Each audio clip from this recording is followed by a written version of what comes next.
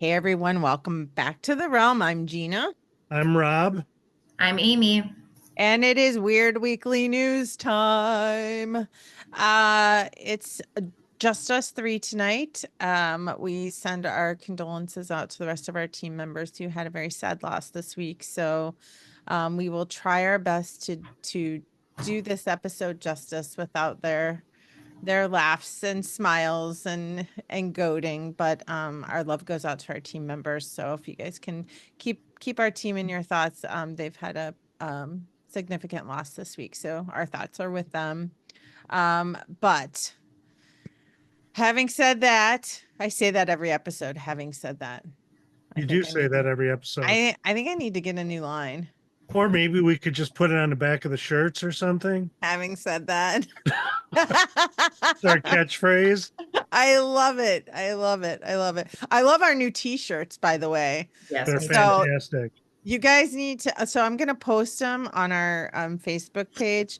You should come take a look at them because you can order merch from us. Just briefly, we have these t-shirts and we have some keychains and we have some magnets and we have some Keychains. stickers. Keychains, she said.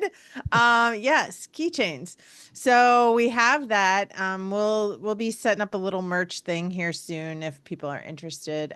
We would love to hear feedback from you guys. If there's weird stories that you have, send them our way. If there's places you want us to investigate, send them our way. If there's things you want us to dive into and do the work and give you guys a good story on it, we're going to do it. Just send it our way at connectedrealm@gmail.com.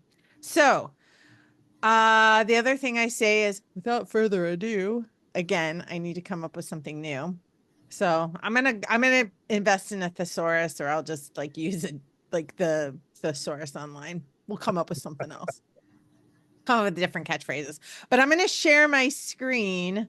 And let's see here. I don't know how. Oh, I want to share my screen. Oh, there we go. Because I don't want you to see my story. So give me a second here. I had to finagle some things around. Share my screen. And we'll do this one. We could do rock, paper, scissors. We could. I thought about that. But can you guys see this? The wheel? Yes. Okay. All right. So we're going to see who goes first. So for those of you just tuning in for the first time, I don't even know what to tell you. We've been around for a while, so get with it. Listen to our old stuff, listen to our new stuff. But we use the wheel of names. We used to do rock, paper, scissors. Now we'll do the wheel of names. We're going to see who goes first with their weird news story. Each one of us brings a news story that the other person doesn't know about. We have fingers crossed that it's never the same news story as the other person. And then we tell the story and give a little blind reaction. So here we go. Let's see who goes first. Of course. Oh, Rich isn't here, so I have to take the brunt of it. Rich usually gets picked first. Fine. I will go first. Let me stop sharing my screen. Stop share. Okay, here we go. So I found this gem. I was just telling Amy, but like while you were getting ready to come on, I was telling Amy that I'll like see some news headlines and then I screenshot them. So my photo album in my phone is like just full of all these screenshots for Weird Weekly News. And sometimes I literally have to go back months and I'm like, oh, I didn't do this one. So this one is actually, I think, relatively a newer story. And it was actually like from KY3. No jokes on KY. Okay, I'm thinking that's Kentucky. Too late. It's already dead. I think it's from Kentucky News Channel 3. Not any other KY. But I found it, like if you look it up, it's on several. So the article I'm reading is from today, from the Today Show or today.com. So the headline is family is dumbfounded by 84-year-old Biscuit found in their late grandmother's freezer. Does anybody else have this story? No, but I lived with a roommate that had a chicken nugget in one of those plastic containers you get out of a gumball machine. He had kept it in his freezer. It was there for like over 5 years. It was Did you eat it? black. Oh, hell no. It was black. Oh, Were you vegan at the time? No, Oh, so you would have eaten it if no, it was black. It I know, turned black. but still, I mean, you gotta try it.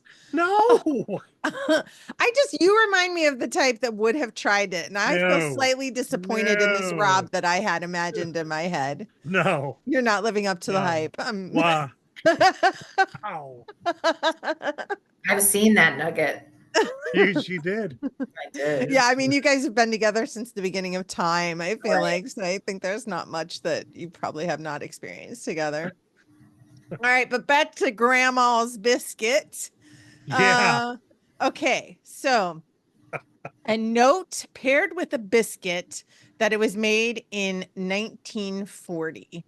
So I'll show you a picture of this in a second. But so this is from October 11th, 2024, a very recent news story by Joseph Lamore. While cleaning out the freezer of their late matriarch, one family discovered a little and debatably edible piece of history. In late September, there was a Reddit user named Andy Weissman who posted in the subreddit, mildly interesting, that his family found something curious while cleaning out the apartment of his recently deceased grandmother, Phyllis Nicholas Porter, and it was an 84-year-old biscuit. So I'm going to just share my screen really quickly so that you can kind of see this biscuit and what it looks like here.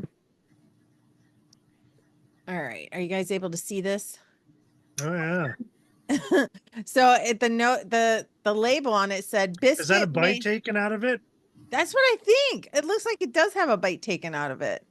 And I feel like that's an old bite because the inside looks just as petrified as the outside. So I feel like that's an old bite, not a new bite.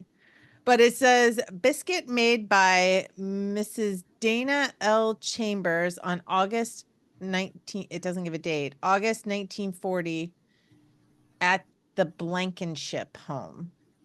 So let's get more into the story, but I wanted you guys to see that biscuit really quickly. So it says the photo in the now viral post shows a normal looking biscuit sitting below a piece of paper. And I just read it to you, and it was Dora L. Chambers in August of 1940. Which means if the note is accurate, the biscuit was created during World War II and it was baked before the polio vaccine, which is weird. It's weird to think of that it was baked before the polio vaccine. It was baked before color television and baked before the Slinky came into existence, the story reads. Huh. We were just dumbfounded because the names aren't familiar to us either, Wiseman says. So like the names that were on the paper, they had no idea who it was. So it was a mystery, and it became the search. Like they had to figure it out. So he says that his family, who lives in Staunton, Virginia, contacted his grandmother's last remaining sister to see if she knew anything about the names in the note. And she revealed who actually made the biscuit. It was the grandmother-in-law. This is confusing. It was the grandmother-in-law of his great uncle Harold. So Andy's great uncle Harold, his mother-in-law, is the one that made the biscuit. So anyway, it just went in to talk about how they were able to find Dora Chambers' death notice and obituary, and it was dated in 1940.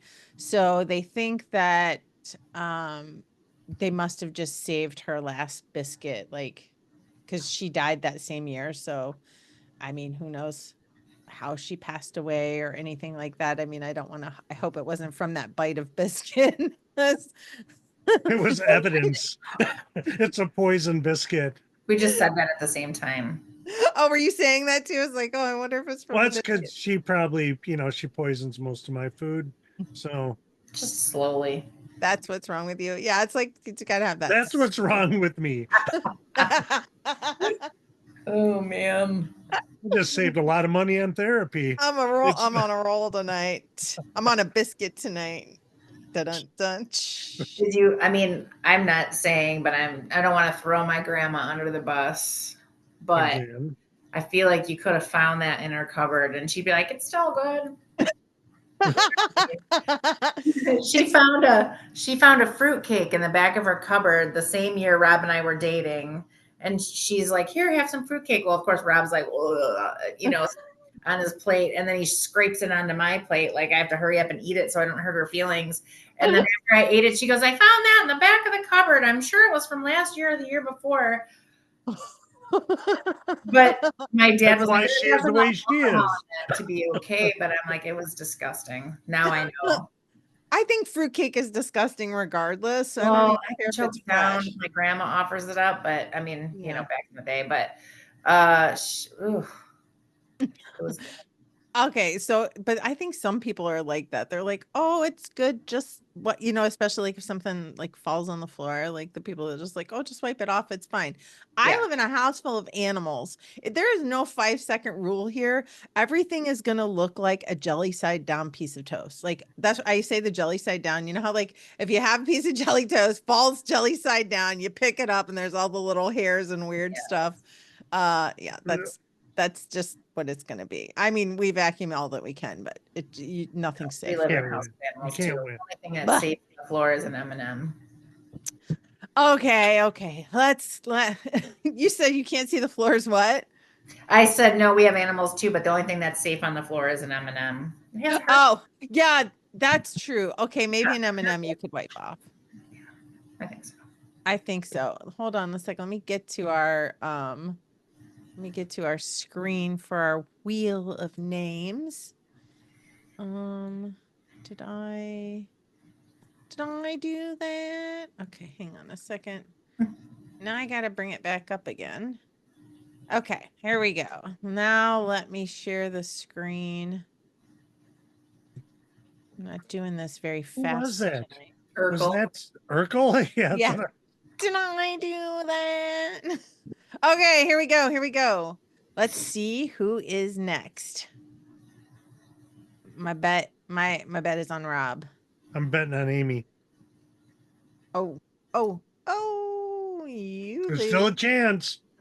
No chance. You lose. It's you.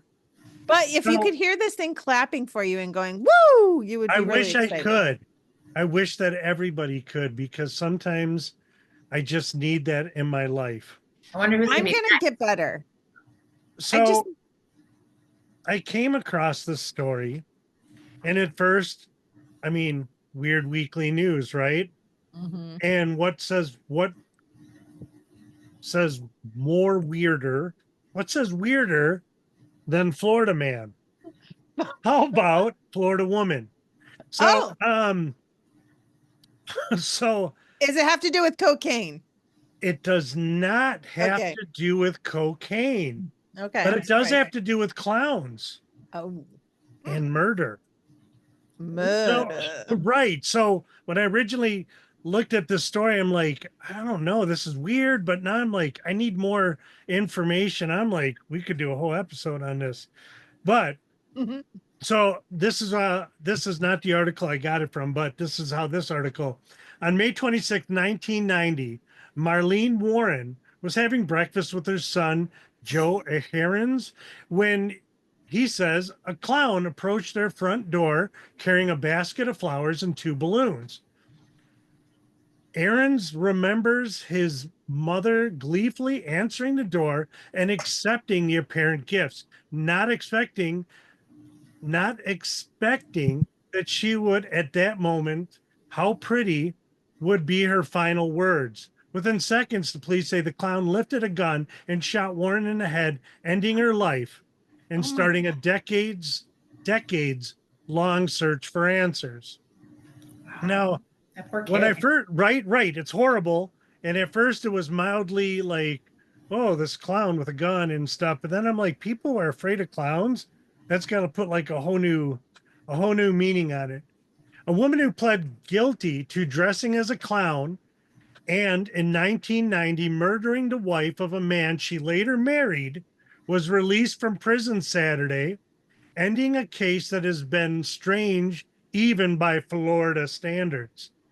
That's Sheila sad. Keene Warren, 61, was released 18 months after she pled guilty to second-degree murder for the shooting of Marlene Warren. Florida Department of Corrections records show the plea deal came shortly before her trial would have started. Keen Warren was maintained her innocence even after the plea, was sentenced to 12 years in prison. 12 years in prison? But she had been in custody for 7 years since her arrest in 2017. Expected she would be released in about 2 years. Sheila Keen Warren will always be an admitted convicted murderer, and she will wear that stain for every day for the rest of her life, said Palm Beach County State Attorney Dave Ehrenberg said in a statement on Saturday. They really were never able to pin this on her. We are absolutely they're I mean, this is the lawyer, they're happy, of course. But the Mr. Warren, he owned a used car dealership.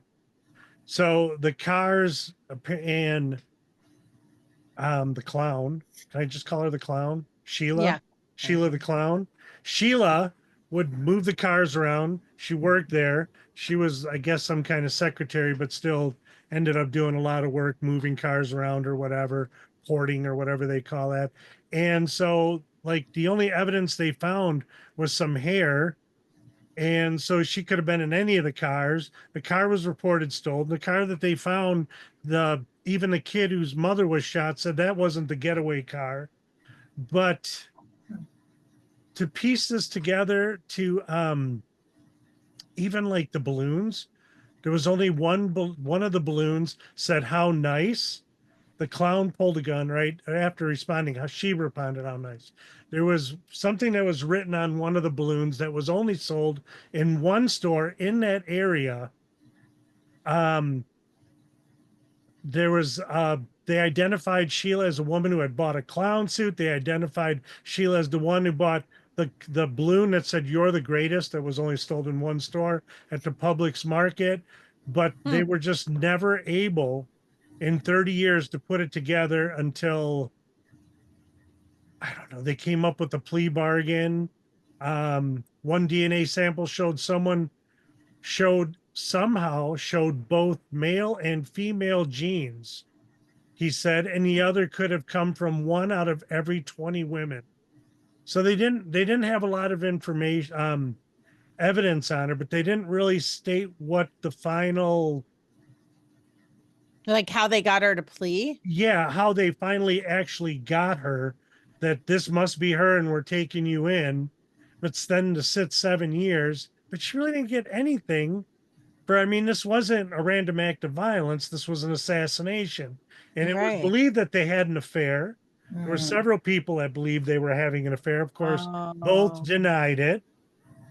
So, and because the victim believed that they were having an affair, was going to get a divorce, but everything, the car dealership and the house and everything was in her name. So it all falls together and makes sense. Yeah. So I We don't know could if do it a was full weird, episode on this. but it went from mildly, I'm not laughing because people died, Right. mildly amusing because it's this clown in Florida who shot somebody. But man, it's become a really big, like a bigger story that now I'm even more interested and to dig deeper into. I think we should do like a couple true crime, like weird true crime episodes. I think we should have Because I'm not looking in the cameras yet, but I'm sure Amy's all lit up.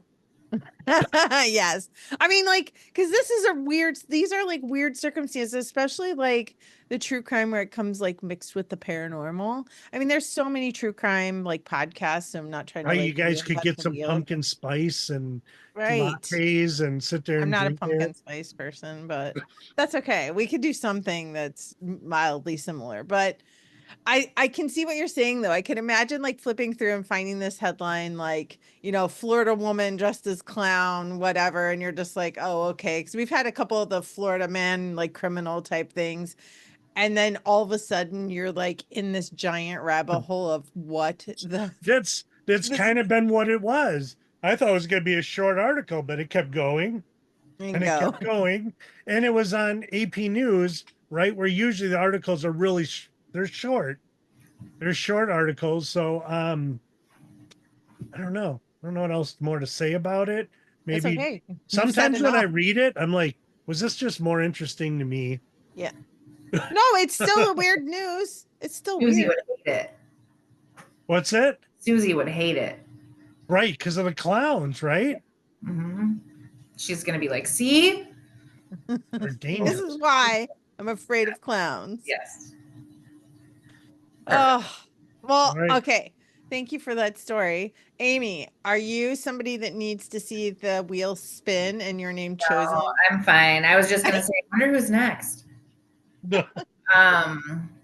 So okay, so this is a borrowed story because, of course, I usually don't do the weird weeklies, but this is it's kind of like I guess it was an article made for me.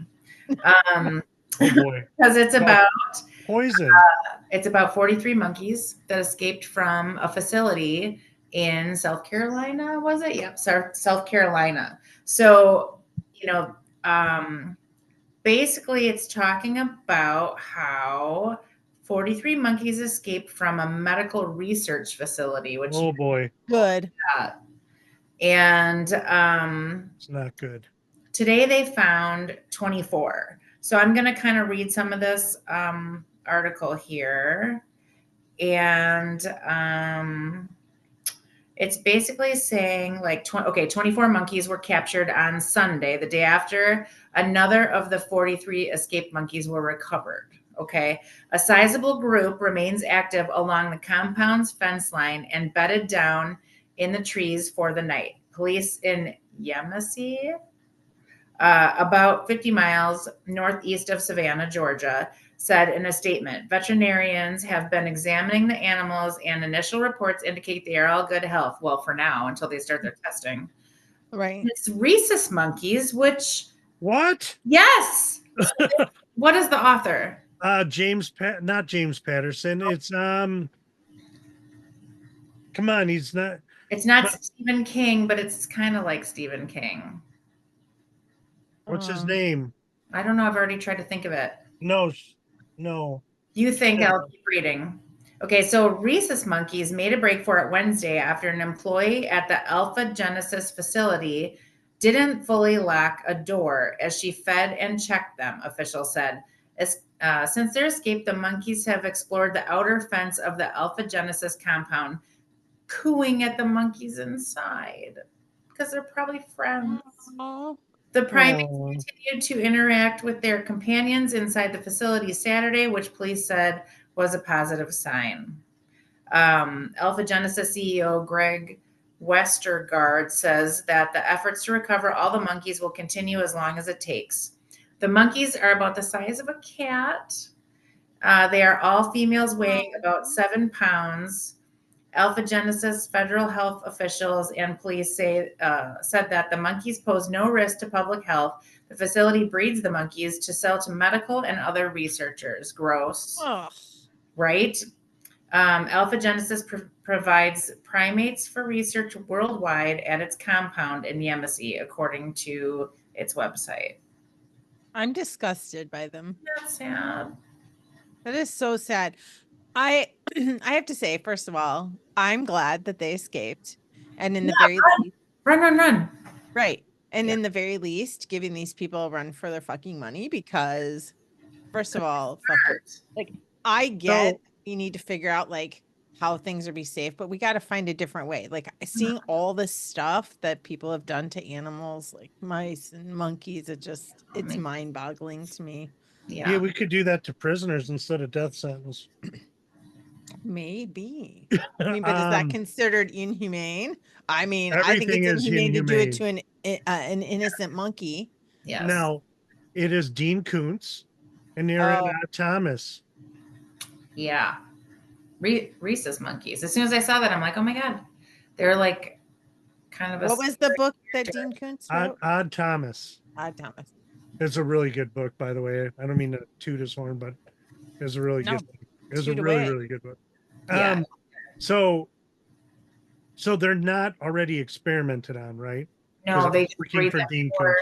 experimentation to send all around the world to be experimented on, probably in lots of places that don't have a So lot what you're saying is that we should be on our way down there to rescue those rhesus monkeys. put in my pocket. Put them in the bucket. Buckety. They're so See cute. it. See it. And then we could just Size of a set little them free. Yeah. We could set them free, and then we would have a population of rhesus monkeys in Kenosha. Yeah. That would be amazing. Another Okay. reason why Kenosha would be better than Racine. Just list those reasons. I mean, okay, there's as far as for the monkeys to live in, perhaps Kenosha's a little bit better. There's their lakefront's a bit better, other than North Beach and Racine's pretty great. But I have to say this. I have to be careful. So there may or may not be some stories handed down in my family of somebody that may or may not have. It's not me, not me at all. It's totally Gina. It's totally not me. Gina. It's not me. Just some stories that were passed down from when I was young, that there is somebody in my family tree who is very, very pro animal. Animals, which obviously, yes, I'm all for that. And I remember as a child their house being full of all different types of animals. They loved literally every type. I mean, they had snakes and turtles, and I mean, there was always something there that this person was nursing back to health. And they are very much, they protest many things that have to do with animals. And I heard they may or may not have also been involved at some point in the last 40, 50 years or more, that they broke into a facility and broke out the animals, the monkeys that were there. Now, I don't know if this is true, but this is lore that was passed down through some family stories. Are you saying like this happened recently? Like in the last 50 years? So that could mean anytime from It could have even 5 been minutes before those 50 ago. years. I'm 50, so it might have even So happened. it could have happened, but you're saying anytime from the last 5 minutes to 50 years ago. No, it would had to have happened anytime from, like, let's say mid 70s to maybe 10, 15 years before that, depending, maybe 10 years before that. I don't know. But you'd still be old enough to have freed the monkeys. Oh, Not me. It wasn't me. I was born in 73, so it could have even it could have happened prior to that time, because then I didn't hear about it at the time, but like as I was like 6 or 7 is when I started hearing these stories. And so then I was told these stories a little bit. Like the same story kind of repeated itself from multiple people, like amongst the family tree. So whether or not it's true, I don't know. I believe that they've been arrested several times for their protesting efforts. They don't care. They don't care. They're very much pro animal. So I give kudos to them for that, for believing in something, and especially animals that can't protect themselves. I mean, like chickens.